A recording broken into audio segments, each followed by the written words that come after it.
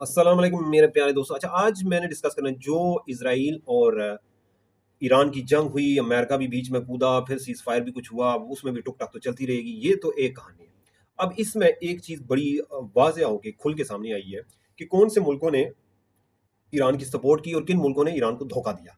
अब ये कोई मैं अपनी साइड से नहीं बोल रहा भाई, जो इंटरनेशनल एक्सपर्ट्स बोल रहे हैं मैं वही बोल रहा हूँ। इसमें सबसे जो अहम 2 मुल्कों का किरदार सामने आया ना, वो है जी पाकिस्तान और इंडिया का।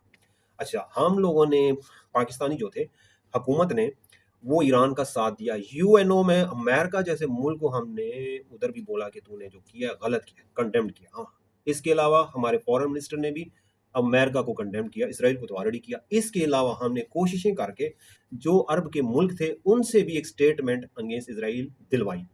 ठीक है? इसके अलावा ईरान की हमने हर लिहाज से सपोर्ट की है। ठीक है? ये सबको पता है। ये तो हो गया हमारा रोल। अब आ जाएँ जी इंडिया के रोल पे। भाई अभी-अभी खबरें आई हैं। इंडिया के पता नहीं कितने 100 लोगों को सिटीज़नशिप मिली है ईरानी। कितने 100 लोग जो है ना वो उधर मुख्तलिफ जगह ईरान की जो मुख्तलिफ ऑर्गेनाइज़ेशन है वहाँ पे काम कर रहे हैं। इसके अलावा इंडिया के बहुत से स्टूडेंट जो हैं वो उधर भी ईरान में एनरोल हैं, पढ़ रहे हैं, नौकरियाँ भी कर रहे हैं।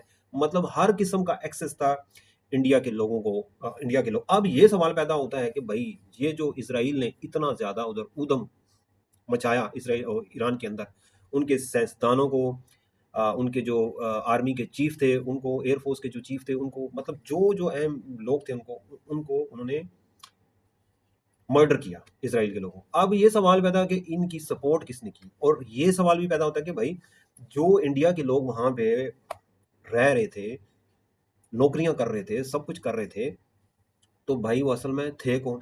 ज़्यादातर जो है ना वो रॉ के लोग थे, ठीक है? अब ये सारी खबरें इंटरनेशनल मीडिया वाले बोल रहे हैं, मैं खुद से नहीं बोल रहा, ठीक है? तो आप लोगों को अच्छी तरह पता है कि इज़राइल और ईरान का कितना अच्छा आपस में जोड़ है, ठीक है? पाकिस्तान के खिलाफ इज़राइल किस तरह इमदाद दे रहा है, हिस्ट्री में भी और अभी भी जो कुछ दे रहा है और इंडिया और इज़राइल का कितना अहम आपस में रिलेशनशिप है, ठीक है?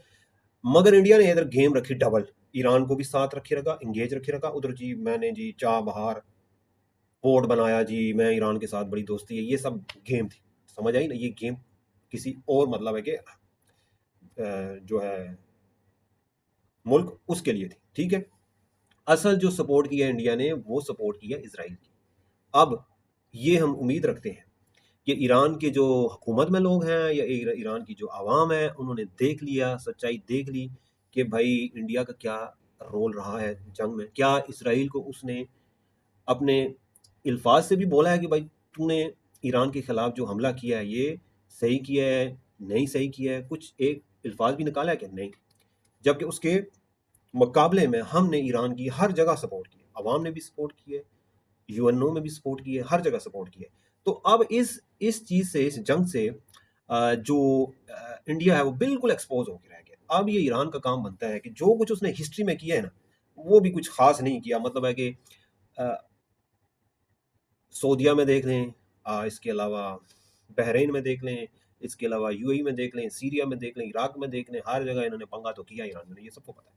तो अब उसको चाहिए कि ये पंगेबाज़ी ख़त्म करे और अगर रखनी है ये तो इज़राइल के खिलाफ जो अपने मुसलमान मुल्क हैं उनके उनके साथ अच्छा रहे, ताकि अगर फ्यूचर में कोई ऐसा इंसिडेंट होता है तो ईरान के साथ जो मुस्लिम मुल्क हैं, जो उसके साथ हैं, वो उसकी सपोर्ट करें एट लीस्ट, कम से कम इतना तो अब ये है कि जी सीज़ फायर तो हो गया है, अब अल्लाह करे कि ये सस्टेन रहे और इस खित्ते से जंग की जो सूरत-ए-हाल रही है, वो अब मज़ीद ना रहे और ख़त्म हो जाए। ये है मेरी आज की वीडियो, उम्मीद है आप लोगों को पसंद आई होगी। इजाज़त चाहते हैं, अल्लाह हाफ़िज़।